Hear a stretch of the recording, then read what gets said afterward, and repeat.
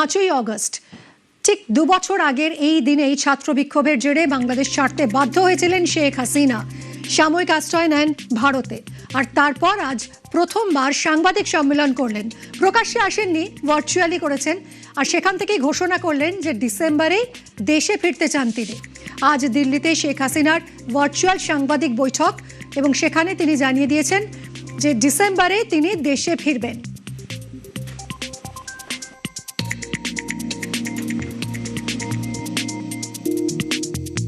The time, December month is our victory month. So I want to go back in the month of December. I cannot stay away while my beloved countrymen are suffering.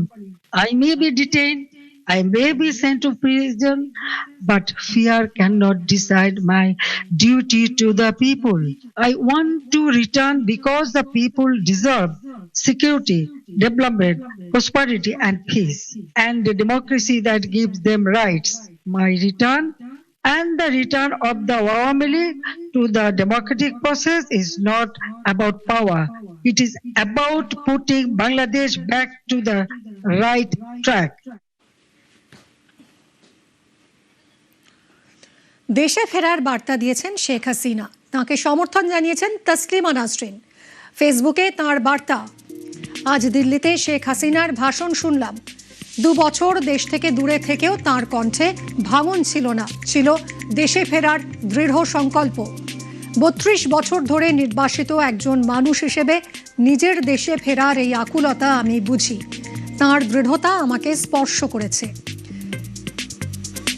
Sheikh হাসিনার বক্তব্য প্রচার না করার নির্দেশ দিয়েছে বাংলাদেশ সরকার। এই নির্দেশ অগণতান্ত্রিক।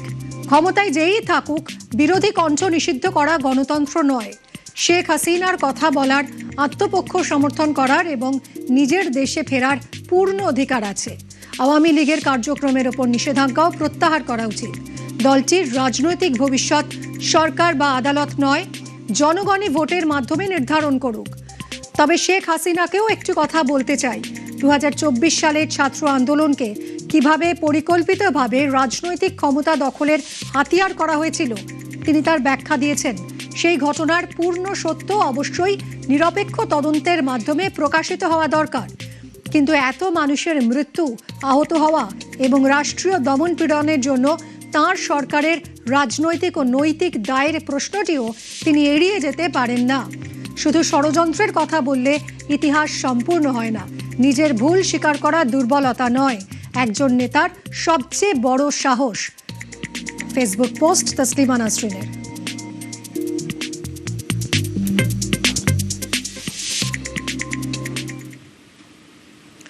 তসলিমা নাসরিনের চোখে অগাস্ট তাঁর প্রত্যাবর্তনের মাস। তবে প্রত্যাবর্তনের অপেক্ষায় থাকা শেখ হাসিনার কাছে অগাস্ট শোকের, অগাস্ট ষড়যন্ত্রের। 2 বছর আগে 5ই অগস্ট দেশ ছেড়ে পালাতে হয়েছিল তাঁকে। দীর্ঘ অজ্ঞাতবাসের পরে সামনে এলেন হাসিনা। বেছে নিয়েছেন সেই 5ই অগস্ট দিনটিকেই। কিন্তু কেন, কোন পরিস্থিতিতে দেশ ছাড়তে হয়েছিল মুজিব কন্যাকে? আসুন দেখি।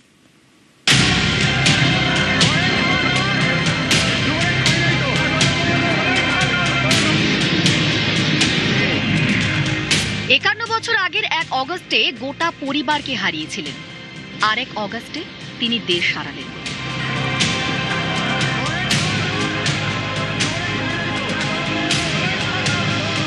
প্রেক্ষাপট তৈরি হয়েছিল 2024-এর জানুয়ারির নির্বাচনী। বিতর্কে মোড়া ভোটে জিতে বাংলাদেশের ক্ষমতা ধরে রাখেন শেখ হাসিনা। বহাল রাখেন মুক্তিযোদ্ধাদের পরিবারের জন্য সরকারি চাকরিতে 30% সংরক্ষণ। তারই বিরোধিতায় শুরু হয় বৈষম্য বিরোধী ছাত্র আন্দোলন।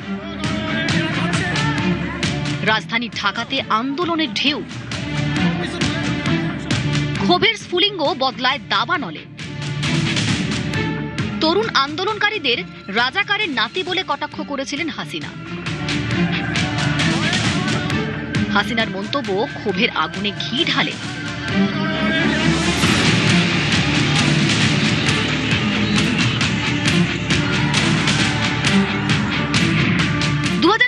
এর 1 জুলাই বৈষম্য বিরোধী আন্দোলনে উত্তাল হয়ে ওঠে রাজধানী ঢাকা।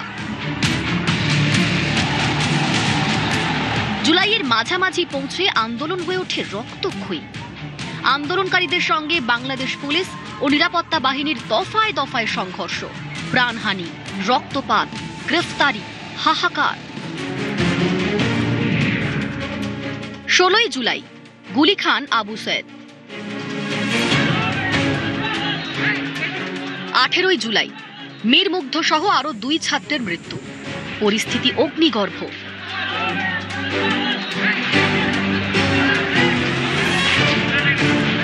বাঁধ ভেঙে যায় 4 আগস্ট, আন্দোলন এবার অসহযোগের।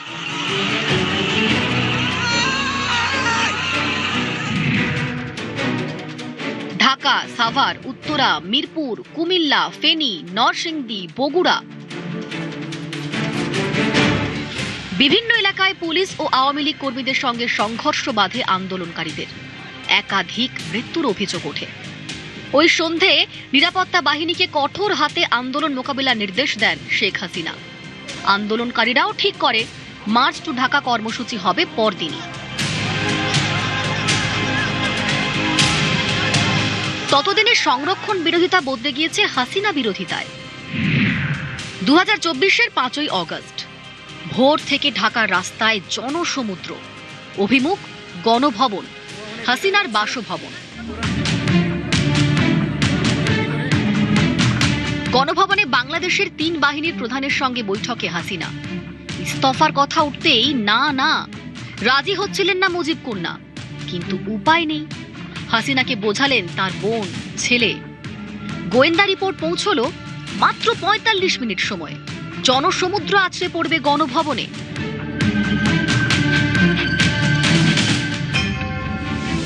দুপুর 12টা বোন রেহানাকে নিয়ে গাড়িতে রাষ্ট্রপতি ভবনে পৌঁছন হাসিনা।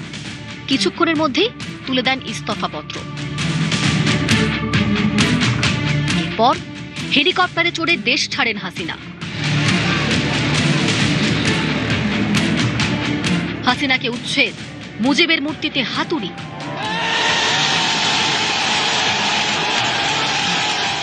একে একে মুক্তিযুদ্ধের সমস্ত স্মৃতিকে মুছে ফেলার চেষ্টা। হাসিনা বিদায়ের পরে কতটা বদলেছে বাংলাদেশ? ছাত্র আন্দোলন বাংলাদেশের 24-এ আমাদের বোকা বানিয়েছিল। কারণ আমরা ভেবেছিলাম সত্যিকার সব ছাত্ররা এসেছে, তারা কোটা উঠিয়ে দিতে চাইছে। শেখ হাসিনা তখন বলেছিলেন ঠিক আছে, ওটা সংশোধন করে দিচ্ছি। কিন্তু শেষ পর্যন্ত সরকার পতনের আন্দোলনে গেছে এবং সরকার পতন হয়েছে, এবং আমরা টের পেয়েছি, দেখেছি, প্রমাণ পেয়েছি যে আসলে এই আন্দোলনের পেছনে জিহাদিরা ছিল এবং জিহাদিরাই পরে দখল করেছে দেশ। তো পরিণতিটা ভালো হয়নি। নিউজ 18 বাংলা।